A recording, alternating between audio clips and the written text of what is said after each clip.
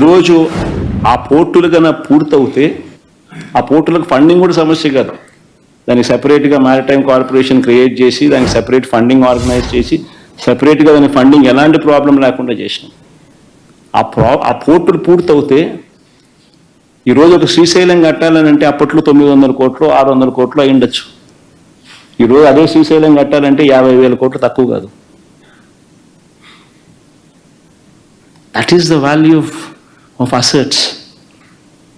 ఈ పోర్టులన్నీ రేపు పొద్దున లక్షల కోట్లకు వాల్యూస్ అవుతాయి. ఈ పోర్టులు కానీ ఈ మెడికల్ కాలేజెస్ కానీ ఇవన్నీ కూడా 17 కొత్త మెడికల్ కాలేజీలు కడతా ఉన్నాం. 17 కొత్త మెడికల్ కాలేజీలు, 5 మెడికల్ కాలేజీలు మా హయాంలోనే పూర్తయ్యాయి. మరో 3 మెడికల్ కాలేజీలు సీట్ల మెడికల్ కౌన్సిల్ ఆల్రెడీ సీట్స్ కూడా అలాట్ చేసినారు.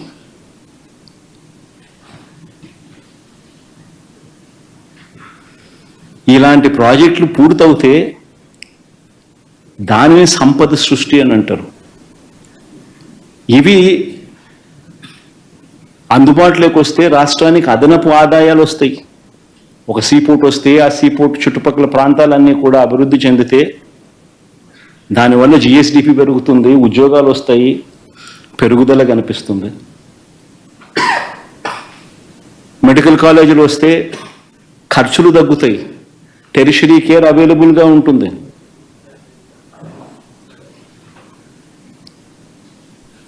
దీనిని సంపద సృష్టి అని అంటారు. ఈ సంపద సృష్టిలో భాగంగా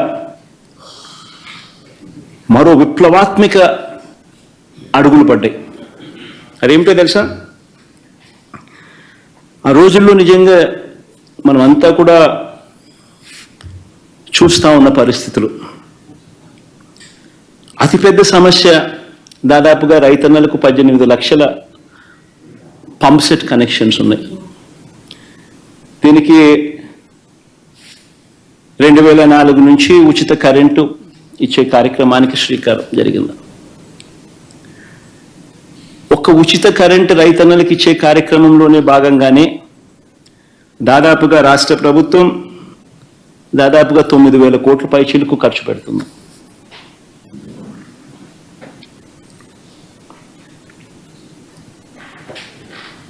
ఈ దాదాపుగా ఇలాంటి పరిస్థితుల్లో చంద్రబాబు నాయుడు గారు 5 సంవత్సరాల పరిపాలన చూశాం. నిజంగా చంద్రబాబు నాయుడు గారి పరిపాలనలో 5 సంవత్సరాలలో ఏ స్థాయికి తీసుకొని పోయాడు అని అంటే ఈ డిస్కాముల పరిస్థితి నిజంగా రైతన్నలకు ఉచిత కరెంట్ అన్నది ఒక డ్రీమ్.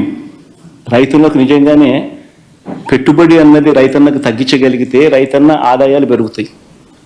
అందులో ఉచిత కరెంట్ అన్నది it plays a very important role. దాదాపుగా ప్రతి రైతుకు దాదాపుగా సంవత్సరానికి 40-45 వేల రూపాయలు రైతన్నలకు ఉచిత కరెంట్ రూపైన చేతిలో పెడతాం పెట్టుబడి సహాయంగా. అలాంటి గొప్ప స్కీము, మంచి స్కీము కూడా చంద్రబాబు నాయుడు గారి పాలనకు వచ్చేసరికి డిస్కాములు ఏ స్థాయిలోకి వెళ్ళిపోవడం మొదలుపెట్టాయనంటే ఇలాంటి పథకాలన్నీ కూడా చేయగలుగుతామా అన్న పరిస్థితిలోకి వెళ్ళిపోతా ఉన్నాయి.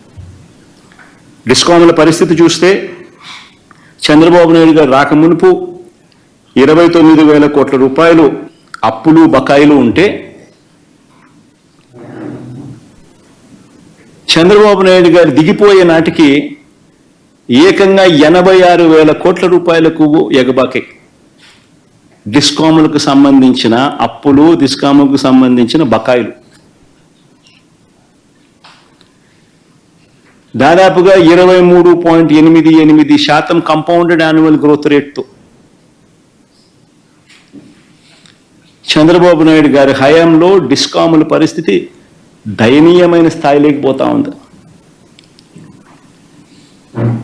ప్రభుత్వం నుంచి ఆదుకునే దానికోసం డిస్కాములకు సపోర్ట్ చేసే కార్యక్రమం 13,255 కోట్లు మాత్రమే చేశాడు ఆయన.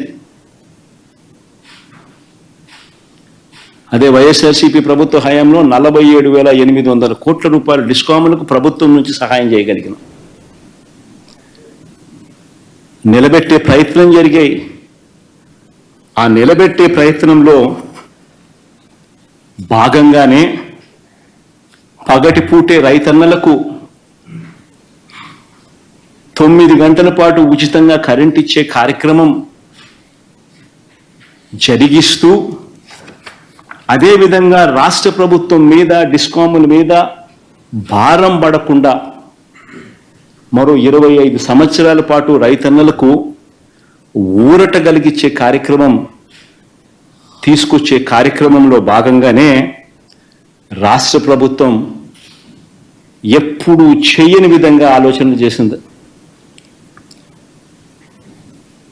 2020 నవంబర్లో 6,400 మెగావాట్లకు సంబంధించి టెండర్లు AP green energy corporation limited ఆధ్వర్యంలో సోలార్ పార్కులు పెట్టాలి ఆంధ్ర రాష్ట్రంలో అని చెప్పి సంకల్పించి టెండర్లు పిలిచారు. ఆ టెండర్లలో ₹2.49 నుంచి ₹2.58 చొప్పున సప్లై చేయడానికి ఎన్టీపీసీ ఇలాంటి పెద్ద పెద్ద సంస్థలన్నీ కూడా టెండర్లలో పార్టిసిపేట్ చేసి దాదాపుగా 24 బిడ్లు దాఖలయ్యాయి. అయితే అన్ఫార్చునేట్గా మనం ఈ ప్రాజెక్టులు స్టార్ట్ చేయాలి అని అంటే మనకు చంద్రబాబు నాయుడు అనే చంద్రగ్రహణం కూడా మనకు ఉంది కాబట్టి రకరకాల పద్ధతుల్లో కోట్లల్లో ఈ ప్రక్రియ అంతా కూడా ఆపేసే కార్యక్రమం జరిగింది. ఆగిపోయిన పరిస్థితులు కనిపించాయి కోట్ల ద్వారా.